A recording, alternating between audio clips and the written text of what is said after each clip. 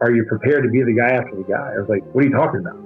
He's like, well, you never want to be the guy after the guy. The shoes are so big and the expectations are so high. And I was like, oh my gosh. And then all of a sudden, I'm getting text messages from former teammates who are super excited for me. But, they're talking about nostalgia, right? Like, hey, are we going to keep grinders in training camp? Are we going to keep doing this? Like, what are you going to... And I really had to take a breath and wrap my mind around, okay, like, I revere Coach Moore, right? And I revere this program, but like for it to be successful and to go where it needs to go, it's got to be me. Welcome to this week's episode of Inside the Headset presented by CoachComm. This week, we're joined by Jerheme Urban, the head coach at Trinity University. In this conversation, Coach Urban looks back on his time at Trinity, from setting records as an athlete to taking over the football program, and how he has grown and developed throughout his career as a coach. But first, a word from CoachComm. Deuce left, check with me. If they're in quarters match, we're going to Pittsburgh or Ohio. They're in zero. Let's go Hippo, Seattle, wide choice. If we call the protection right, it's 6. When a play call is the difference between winning and losing, your headset choice could be your most important decision. When the call counts, CoachComm is the only choice for clear, dependable communication. Visit CoachComm.com for more info. We got it, guys. Good job. Follow Inside the Headset on your favorite podcast platform and subscribe to our YouTube channel for exclusive content. If you enjoyed this episode, please give it a like and leave a review. It really helps others discover the show. We drop new episodes each week, so hit that follow button and never miss a moment. Now, let's get inside the headset with Coach Urban. Coach Urban, how we doing? Hey, I'm doing great, Mario. How about yourself? I'm doing good. Definitely excited about hopping on and looking at your not just coaching career, but a little bit of your playing career, because that definitely is a big part of who you are and kind of what you're able to accomplish there at Trinity. So before we get started on all that, I do want to ask you, when did you know you wanted to be a part of this great profession? My journey is pretty unique, like you said, but I was really, really impacted by my high school coach and by a couple of high school coaches, actually. And so when I came to Trinity, I was either going to be a dermatologist or a high school football coach. I mean, that was just in my mind, right? My dad had coached me in youth football, and he's always worked with his hands. He's a cattle rancher and a contractor, and I saw how hard he worked. And my mom was a secretary forever until she went back to school later in life and became an elementary school teacher. She felt like the Lord was calling her that way, and we could get some health benefits and stuff, right? So I started getting some insight when I was in high school into the education side of things. And like I said, my high school coaches really impacted me. But I kind of was looking at, okay, well, if I go do the dermatology thing, maybe I make a lot of money and 9 to 5 and not be in the ER and stuff like that. But the tug just kept coming back to ball, right? And it kept coming back.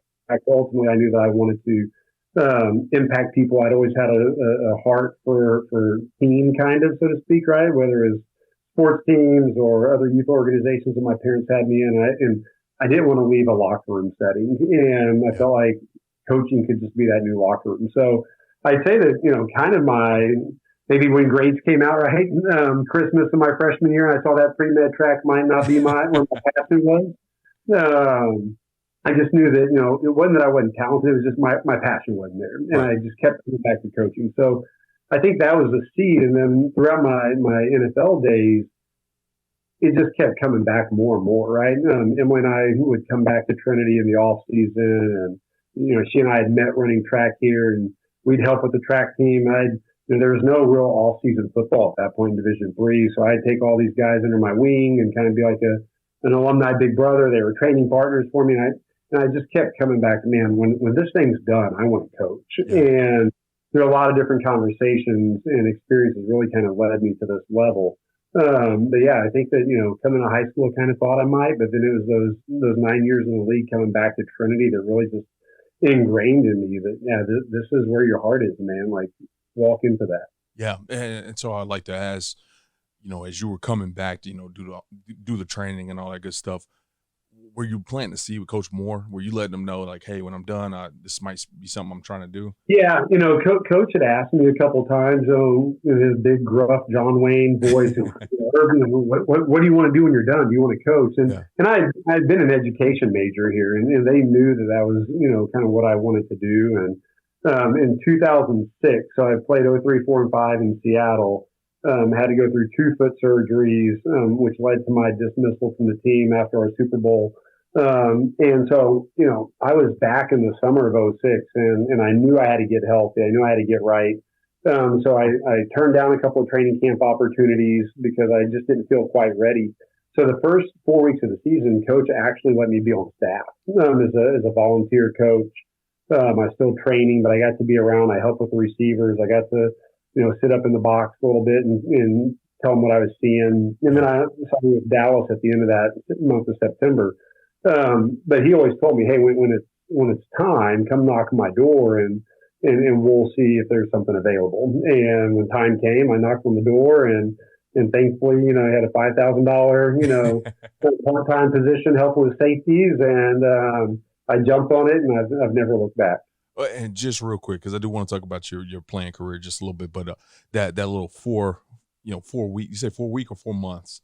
Yeah, no, it was 4 weeks. It was a month. It was training camp, right? So it was about 8 weeks. It was training camp in the month of September in 2006. So in that first, 2 months, that's your first exposure to, just straight up coaching. Real coaching, yeah. Real coaching. What was anything eye opening? Even with all your NFL experience, was anything eye opening during that time?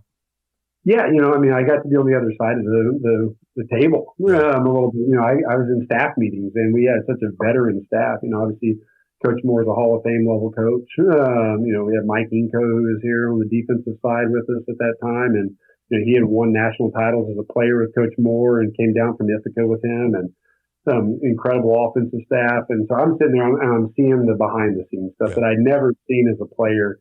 Obviously, when you're in the league, like you're a little bit closer to that, right? But it's still not the game planning at the level. And so, I really started loving it. I was a history major. I loved studying different conflicts and stuff. And you start seeing some of the militaristic, the planning side. And I just I was gravitating towards it. And then just being around this age of kids, right? Because I thought I'd go to the high school ranks. But then coming back, after 3 years in the NFL, and then coming back and coaching those, 2 months at the Division III level, just really, it was like, man, I just really love this student athlete. So it was really good for me to have that as a future thought process, even though I was still playing. Absolutely. Now, I'm going to brag on you a little bit, probably a couple times throughout this podcast here, but D3Football.com, first team All-American, record for the most TD scored in career, single season record holder for all-purpose yards, most touchdowns. And I think probably the cooler part is 4-time conference track athlete of the year, a record holder, I believe, in a triple jump and 400 meters. I think those are both still holding there. Just having that experience and not to sugarcoat it, Division III, you don't see a ton of guys make it to the league. Definitely see guys make it to the league, but just to go and have a phenomenal career and then go turn that into a phenomenal professional career where, once again, just throw some numbers out there, 91 receptions, 1,200 yards receiving, eight touchdowns, and probably a few other, tackles and something like that on special teams. Basically having that experience, especially coming from the D3 level, how have you kind of used that in recruiting? I mean, you're still running the guys that want to experience that when it's all said and done.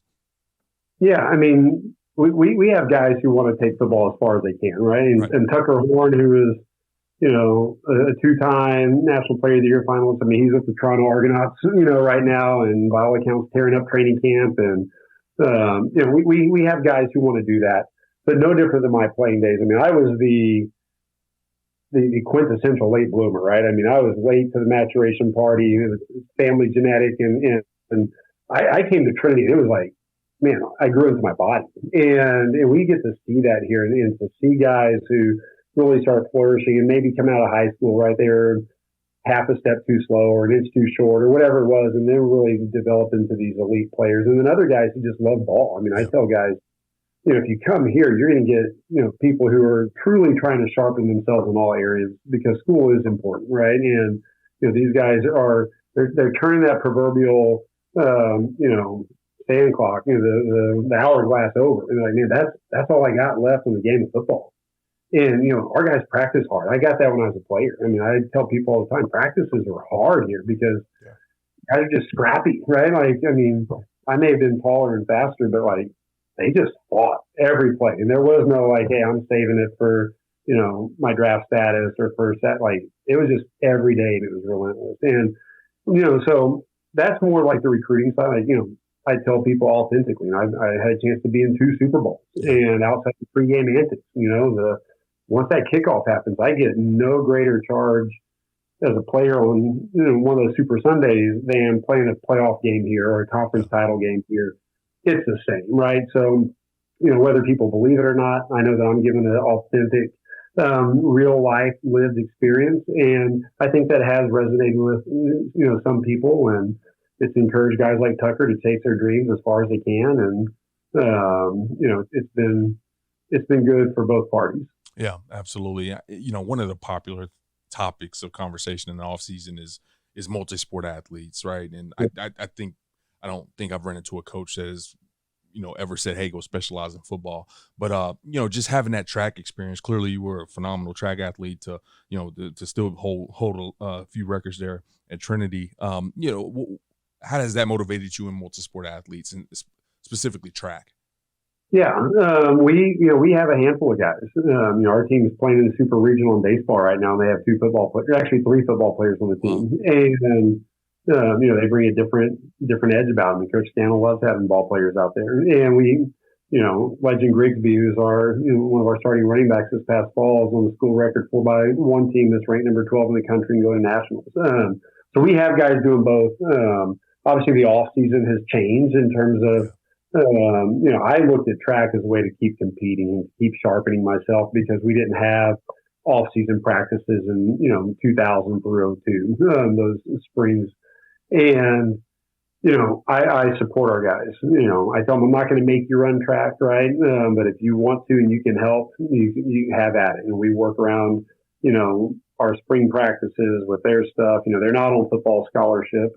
I do think there's a different type of mentality that they can bring to that team and that they can learn from too. And I always, being a quarter hurdler at times, right?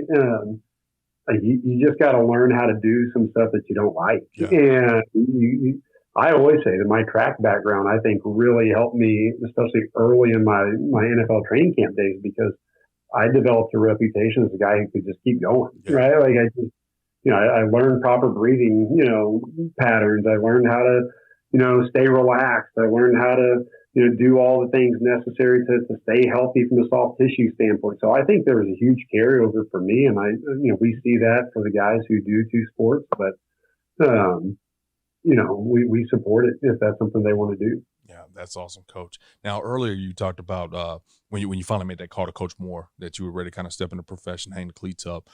He signed you to a big deal, $5,000 a year contract there to coach defensive backs. So, obviously as a receiver, especially playing at that level, you have to have some type of understanding of what's going on the back end, on the other side of the ball. But actually coaching it, what was that experience like to, get out your comfort zone a little bit? Yeah, it was fun. Jim Dawson was our defensive coordinator. Jim has won state championships in Texas high school football, to being on elite bowl winning, teams at the highest level of college football. And he was our DC, and, he was controlling the back end. And he was just like, Herbs, if I could get some help with the safety so I can concentrate on planning and the corners, that would be great. And, to see it from the other side. And I jumped at it because I was excited. My first coach in the NFL is Nolan Cromwell. Nolan was my receivers coach, and Nolan was, an all-everything quarterback at Kansas. He was an All-American decathlete at KU. Like, I just really looked up to him. And then in the league, he was a Pro Bowl safety for the Rams. Wow. And so he would talk about, when he was a safety, he brought his quarterback experience over, and then he coached us as receivers, and he brought this wealth of knowledge from the defensive backfield. And I felt like I learned so much football from Nolan, presenting things from the defensive perspective. So I kind of, was like, man, maybe I could be like Nolan, right? Maybe I could come over and work these safeties. And now I was having to get coached by Jim on how he wanted, where he wanted their eyes, how he wanted their first, 2 steps, and lots of stuff. So I was learning a lot myself, but it was exciting. And, I carry things from that year on the defensive side with me to this day, and it's impacted special teams, for me when I'm coaching special teams in a big way. So I think as a coach, anytime we can get stretched, because we're going to ask our players to be stretched, right? If I can get, I have that experience now to draw on as well, and it's benefited me greatly. Absolutely. Now, obviously, the other part that comes with being a coach for the first time, kind of in that full-time capacity, is the grind that comes with it, the early mornings, the late nights, the Saturdays, the Sundays. How did you acclimate to that? I know the NFL probably was a great stepping stone to that a little bit, but at the same time, there's some uniqueness to it. It was different, right? And a lot of what we do now is a blend of like my player experience in the NFL in those first 2 years as an assistant coach here, because it was a grind, right? And it was a little bit different for me. I came from the league where we had lots of meetings, and we had a chance to learn and be on the same page. But the film departments at that level are incredible. So I know now everything gets pushed to iPads and stuff like that, but back in the day, we'd walk in and on our lockers for every team I played for, every single day there were DVD cut-ups, multiple DVD cut-ups. So I would take it home with me, right? I'd work a lot from home and do all the things as a pro that I thought that I needed to do to be ready for the next day. So the grind was different, right? It was coaching, it was meetings, it was, game planning. But then there was a time where, I was in the office doing stuff that I was used to doing at home the previous 9 years, where I was kind of like, okay, well, could I do this from home, or why do I have to do it here? Just trying to work myself through that. And again, we learned from all that to put our schedules together that we do now. Now, in those first 2 years, where did you remain on the defense side of the ball, or? So I went back to the offensive side the next year. Yeah, I went back to the offensive side. Coach had moved on to another opportunity, which opened up a full-time position that wasn't $5,000. So I got a chance to graduate and go to the other side and get because the first year is part-time label, as we do it at our level. We have our full-time guys and we build out the staff. Yeah.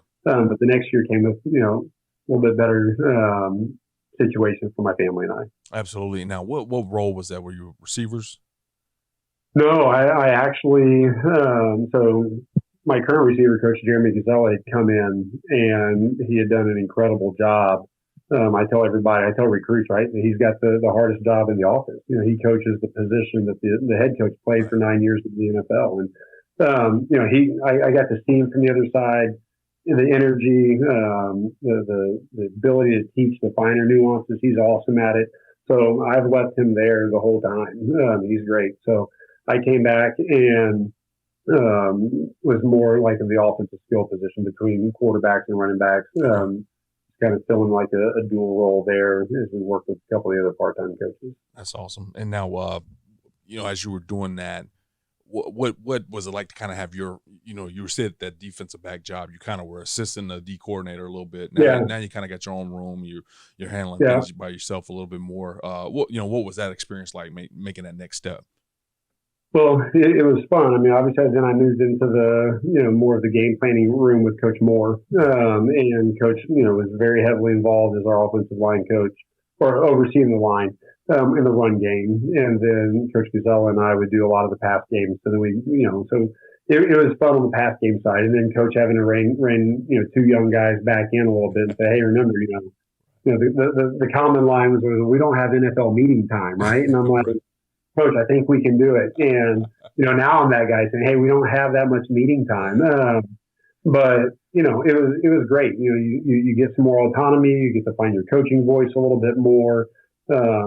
I think that, obviously I was a little bit more comfortable on that side because I had just way more experience. And so I think that the depth of my teaching and the different nuances, I think our students probably got a better version of me because it was so much more second nature. But yeah, the autonomy that came with it and finding my coaching voice was big. Yeah. You said something interesting right there, which I think, whether you play in the league or not, I think everybody kind of has this epiphany at some point, or hopefully they do. I remember seeing a route tree, I guess, per se, for the NFL. And it was like, it was 60 routes, skittle routes, and all these crazy things. And then, you were saying you were a young coach and you wanted to put it all in. And at some point in time, you look at yourself now and say, hey, we don't have enough time in the day.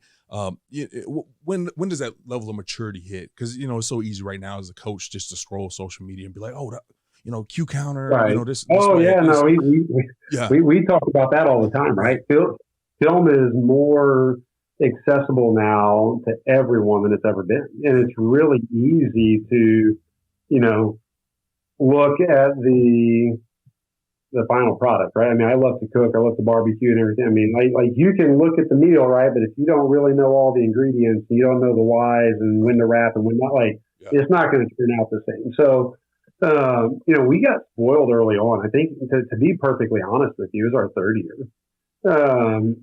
When we in 14 and 15, we had some upperclassmen that were just high football IQ kids. Yeah.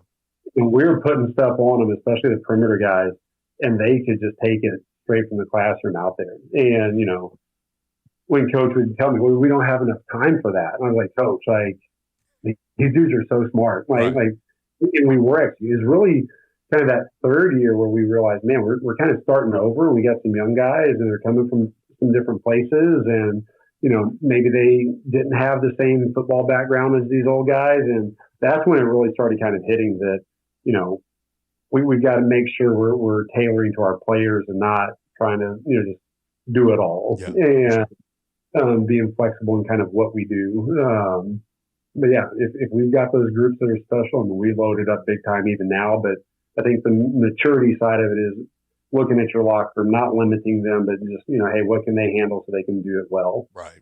Yeah. Just really knowing your roster. I got it. Correct. But yeah, the first 2 years I got spoiled, right? They could handle a lot. We put a lot in. And then it was year 3 when I had to be humbled and dial it back a little bit. More. Yeah. Absolutely. So after the 2013 season, your college head coach, Coach Moore, after 24 seasons, I believe, been a head coach there, he decides to retire, and you get dialed up for the position. Now, just talk a little bit about how that came about, especially, I would imagine you're 30 years old at this point, 28, 29. Yeah, very, very, very unique, right? It is not lost on me in this profession, the time that a lot of people put in to get the opportunity that I had very quickly. Yeah. And, I talk to our guys a lot about, not missing the handshake, right? Like, go up, introduce yourself. And I could point to those 9 years in the NFL of coming back and making sure I was around and allowing coach to, to see me continue to grow my knowledge and to see, build other relationships. But the reality is I was only an assistant for 2 years, and his retiring was an absolute shock, right? And, the morning of, he gave a very impassioned talk to the staff about, we come off of a season that, maybe wasn't quite a standard that, he had grown accustomed to leading. And, I just respect the absolute mess out of him. So I was ready to run through the wall for him, right? Like, and then that afternoon we had a meeting again, but this time it was full-time staff plus the part-time staff before he was going to address the team. At that point, he just said, hey, I'm going to step down. It's time for something fresh. And so all of a sudden my mind kind of went, well, who's it going to be? And then, I was like, well, why not throw my name in? It might be a pipe dream, but I'm passionate about this place. I've been around, and, I tell people all the time, I'm thankful that the university was willing to take a shot on someone long on vision, but short on experience. And so I had some learning opportunities presented to me, right? And I had to figure some stuff out. Right.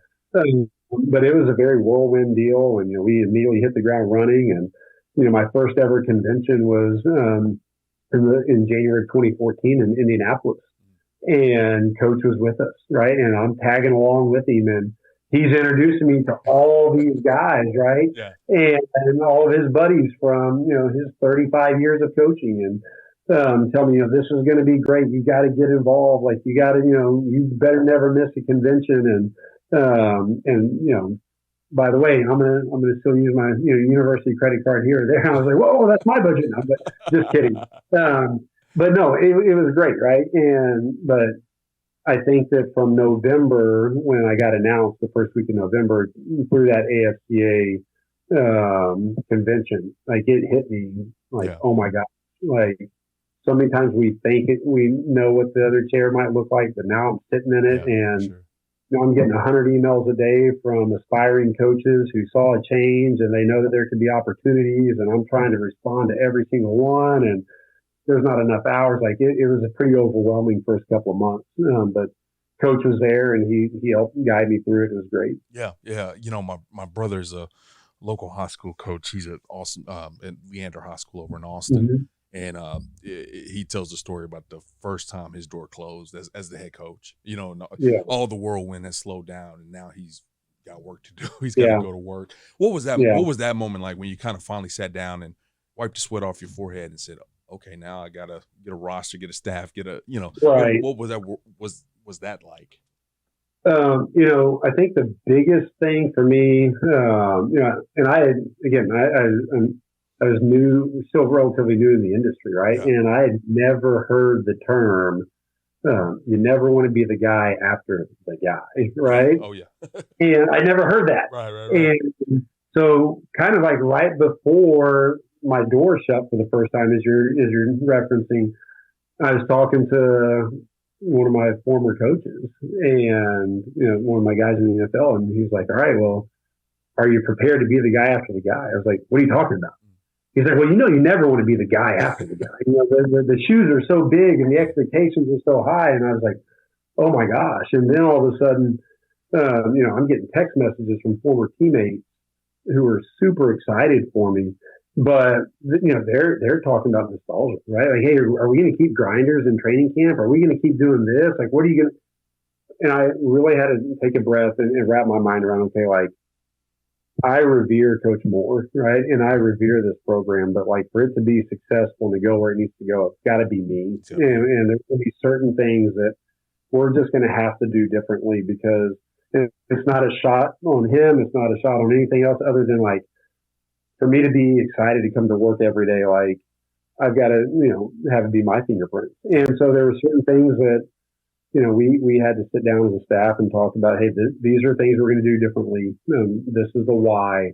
Coach had built a great staff, and I had a chance to obviously go get my first two coordinators, but I retained Coach Mahalik, I retained Coach Gazella on each side because they embodied those 2 years that I was an assistant, everything that I knew I wanted in my assistants. And, those two guys are still with me today, and that's not lost on me in today's day and age, right? I mean, the staff stability. But yeah, I think early on to answer my long-winded answer, like I had to figure out how I was going to put my fingerprints on it and do it in a respectful manner, but do it in a manner that I'd be excited about, that we could grow in. And not be beheld to the traditions that I just always knew of Trinity football. Yeah, for sure. And, I think the cool thing about this conversation with you in particular is that, obviously prior to that amazing professional career, amazing playing career there at the university, and then, you went on to have success all the way up until now at the university. So it's not like one of these things where you went and dropped the ball. But I am curious, what were some of the difficulties in that first season, and that really establishing a culture that you've never really, didn't have a lot of versatility in regards to, I guess as a player, you sat in some NFL locker rooms, but majority of your probably experience was with Coach Moore. So how do you kind of create, your own deal? So, the NFL side thing is really unique in that, yes, you're player coach, right? But you're truly man, right? I mean, you're in your peers in a lot of ways, and we just have different job titles, job descriptions, right? But we're coworkers, right? In a large sense. And you referenced I had a chance to be on some really good teams and have really good teammates who helped open up a lot of opportunities for me to be an All-American, right? But then in the league, like I was practice squad. I was up and down. I was the 53rd guy on the roster probably every time. I mean, when people say, oh, you played 9 years, I'm like, yeah, I fooled them 9 times, right? Like, that was really the mentality that I had, that, like, I had to do everything because these guys were so talented. And so I spent a lot of time with coaches, right? I mean, I would take notes of, my first two coaches were Mike Holmgren and Bill Parcells, two, again, NFL Hall of Fame level coaches who did things totally different. And I would take notes about what they did. Nolan Cromwell, Jim Zorn, I'd pick their brains. Then I got 2 first-time head coaches in Ken Wisenhunt and Todd Haley. And I got to see how they were doing things. And I would hear guys, right, who had been with them previously, or I had been with Todd for a long time in Dallas and Arizona. And I see some things. I was like, man, like, be you, right, in this moment. Like, be you, and it might be smoother. So, when I got the job, like, even though I was short on my own experience, I had done a lot of these type of, like, interviews, right? Like, I go with Mike Clark in Kansas City, who's our strength coach, and getting ready for the lockout. I spent a year on the IR in KC, and I was like, man, Mike, like, I think I'm I'm on the wrong side of 30, been hurt some, like, I'm probably close to the end. This is what I want to do. And we started hammering out practice schedules, right? I told him that I had a passion for small college football, and how would I do it with high academic structures. And so when it came to me starting to build it out, like, I had all my notes, right? Like, I had been preparing for the moment, because I saw guys get cut all the time, right? Guys who were wishfully thinking and waiting for the moment, but not preparing for it, and then it came and they weren't ready. So the bumps and bruises for me were more of like, we were going to commit to recruiting small classes, which is very unique at our level.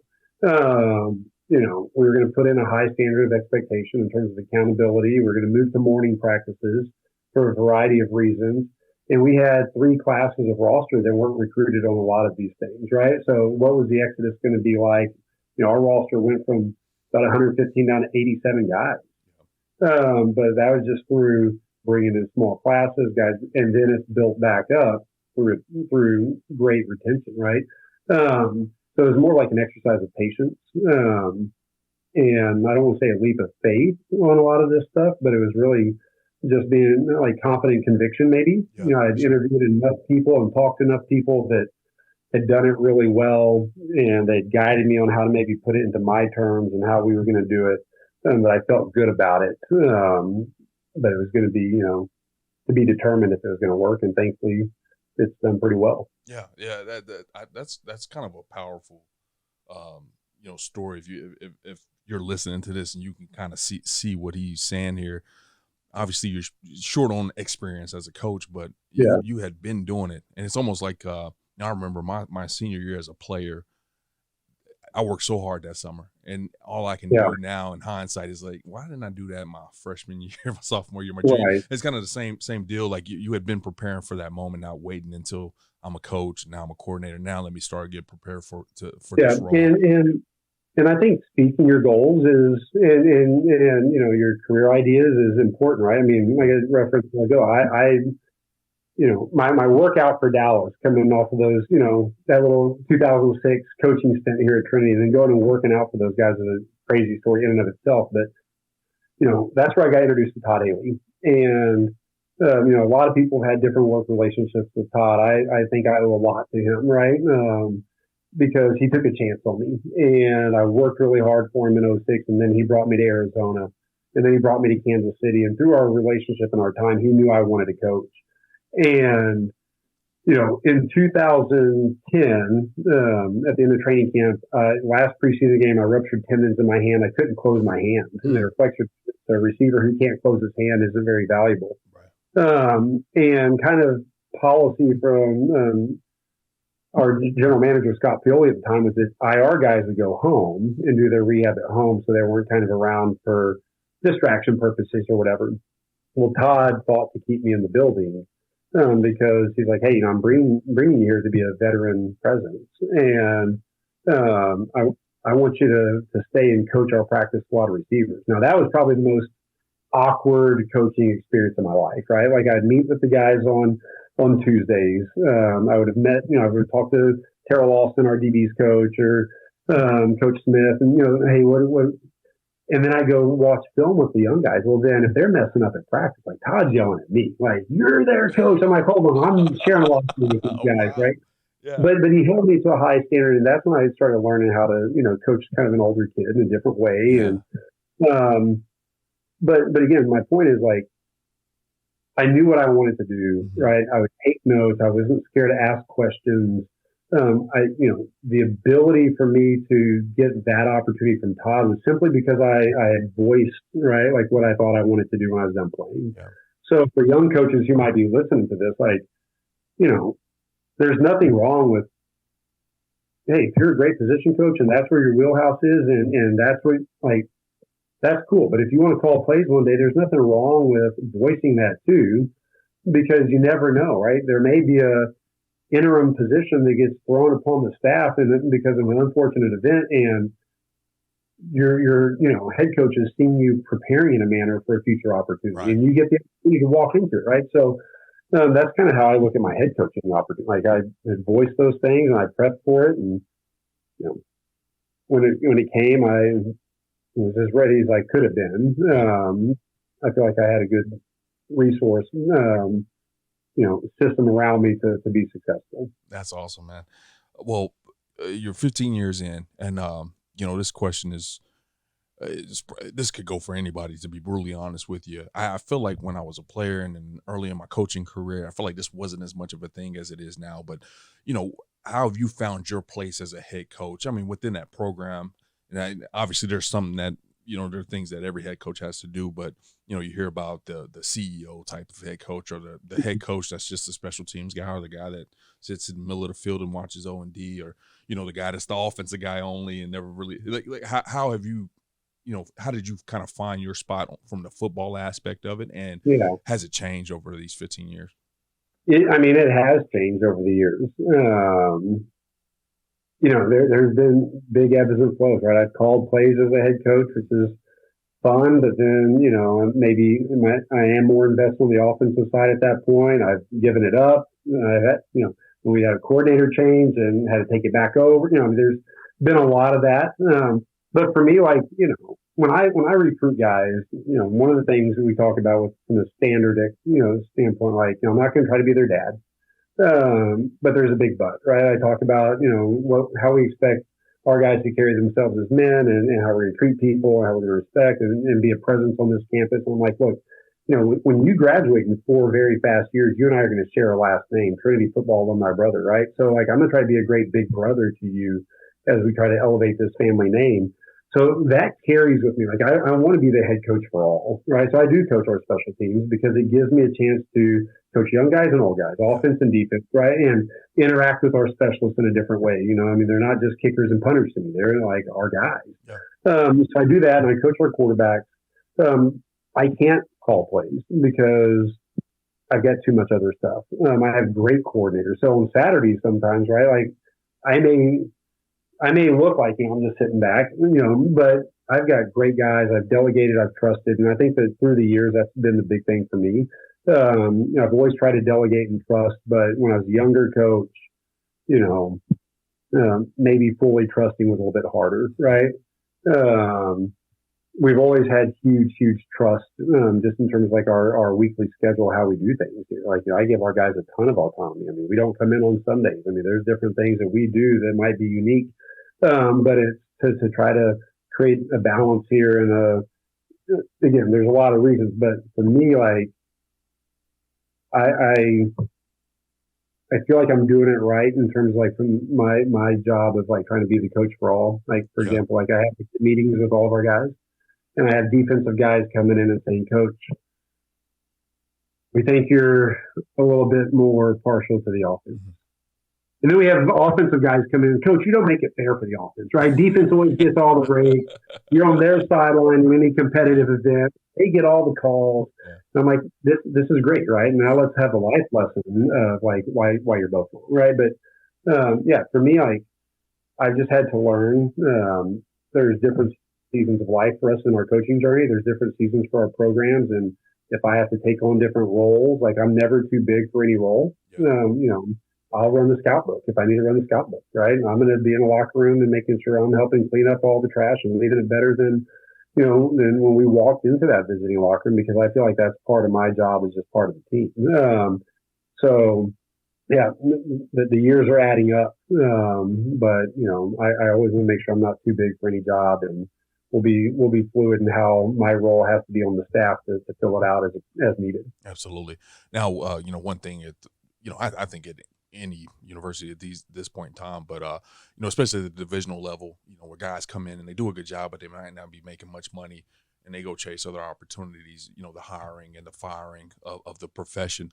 What's kind of been your philosophy in regards to hiring over the years? Yeah, I mean, I tell our guys that I am very committed to doing anything and everything I can to help them chase whatever goals they desire, with the caveat that I'm going to try to make their experience in life here so good that they don't want to leave, right? And, I've had my first two coordinators both had a chance to go lead programs, and they both took those opportunities, and I was super fired up to be a recommender for them and to talk to their respective ADs and to see them get those opportunities. And I would do that for any of our guys. Obviously you have to coach ball. I want great teachers. Again, I wanted to be a high school teacher, right? And I think that profession it's in a lot of ways it's overlooked, right? But I want guys who are great teachers, not somebody who can just give football talk, right? Our players don't need a clinic talk. Our players need guys who can get down on their level and teach and relate. So that's really big for me in the interview process, right? Do I feel in the process that you're going to be a great teacher? Because some guys, they're great ball coaches, right? And they can know X's and O's. And I've had guys on the board that are as sharp as you can imagine. But then when I say, hey, dumb it down for me, right? It's kind of hard, right? And I was told very early, I'm sure you've heard it, your brothers heard it, every coach out there, we're not going to get a win on Saturday if I'm the smartest guy in the room, right? And our players don't get it. So for me, it's teaching. Can you teach? Obviously, to be a great teacher, you have to know your content, right? So to me, being a great teacher, the prerequisite is that you know football, right? So recommendations are huge for me. I'm going to do everything I can to find people in our,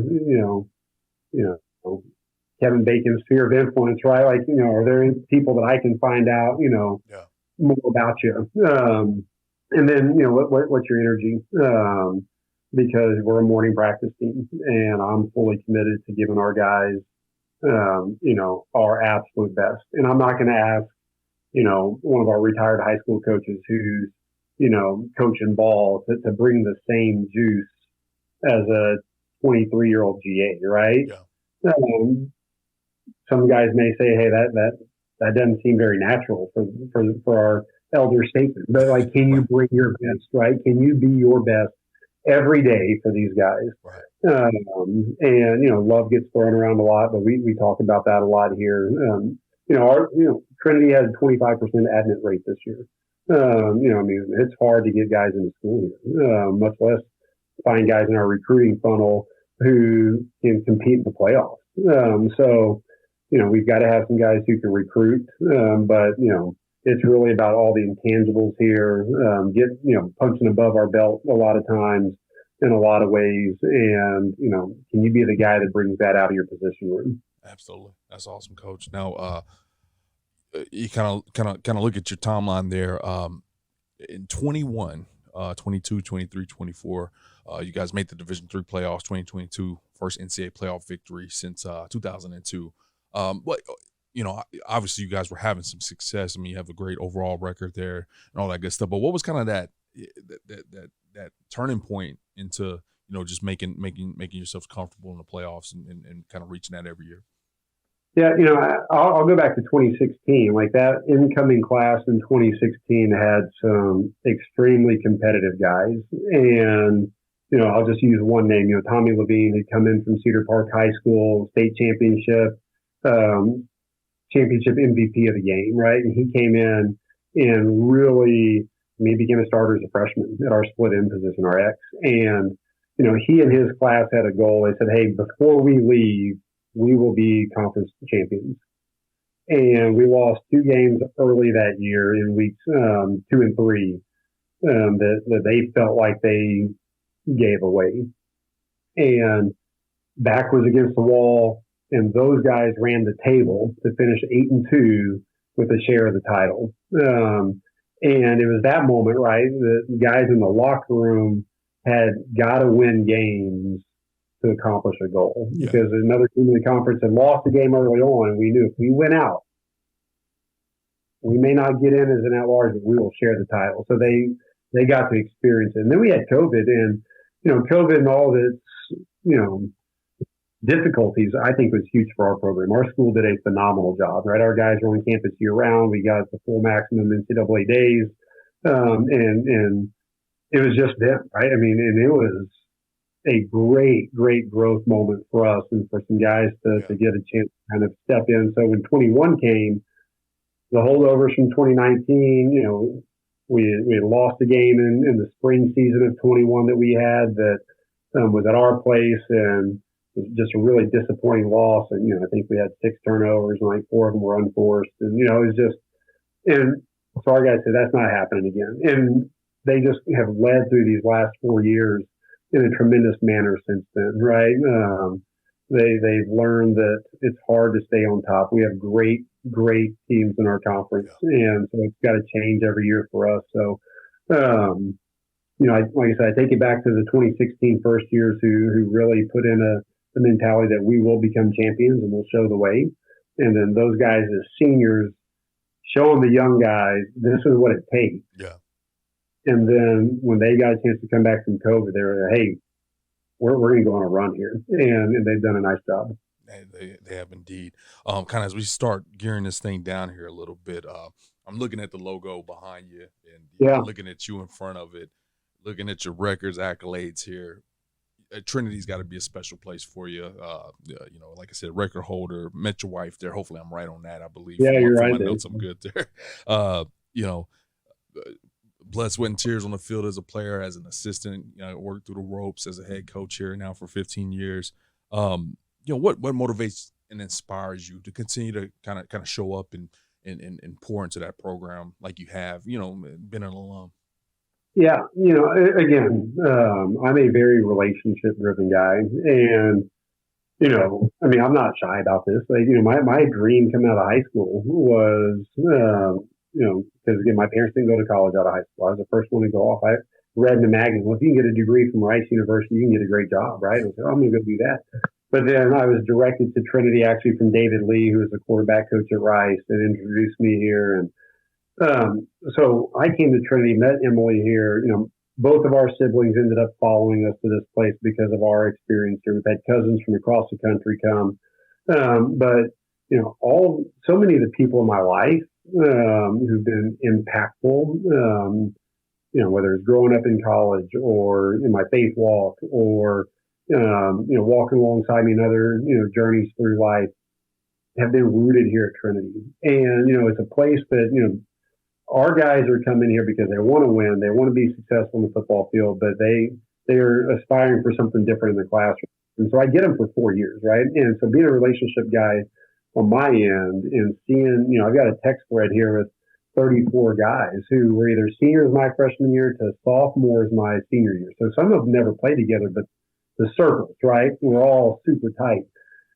I just want that for our guys so bad. And I know that they can get that here. So I think really and truly that's what gets me juiced up. And, it's a place that when you look at our department, the entire department's successful, right? And I think as a competitor, like, I get motivated by Julie Jenkins. She's perennial top 3, top 5 in volleyball. Like, man, I gotta pick my stuff up, right? So like, I think as a competitor, I want to be around competitive, successful people in all times. So, I come to work with no lack of motivation. I'll put it that way. Yeah, no, I can sense it and seen it firsthand, as we're going to talk about here in a second. You talked about 2014, flying over to Indianapolis, your first AFCA convention. Yeah. Oftentimes the first one, and usually as a head coach, but you had that awesome opportunity to kind of be a head coach for the first time. But still, it's kind of an overwhelming scene, especially as you got to walk next to Coach Moore and all the handshakes that he made. And you look over just over 10 years later, you're now part of the AFCA Board of Trustees. Why was that important for you to be a part of some of the major decisions and conversations that's going on about a game that's kind of in so much chaos right now? Life is chaotic. Yeah. And I mean, life is chaos. And we always talk about football being a microcosm of life, right? It brings so many different walks of life into a locker room, and it can be such a great. So life is chaotic. Football, why wouldn't football be chaotic, right? But I love our game. And I think our game has a tremendous, tremendous place. I think, without being too, I think our world needs football more than ever, right? In so many ways. I really do. There just aren't a lot of things out there that are going to demand more from young men in today's day and age than football.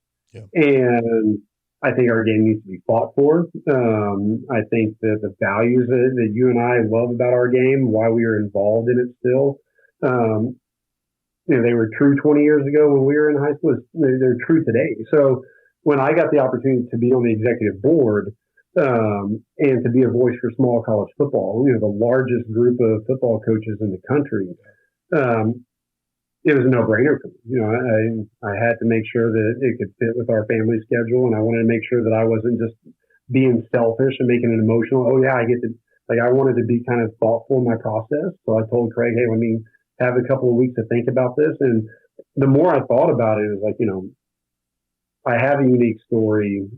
I'm a D3 guy.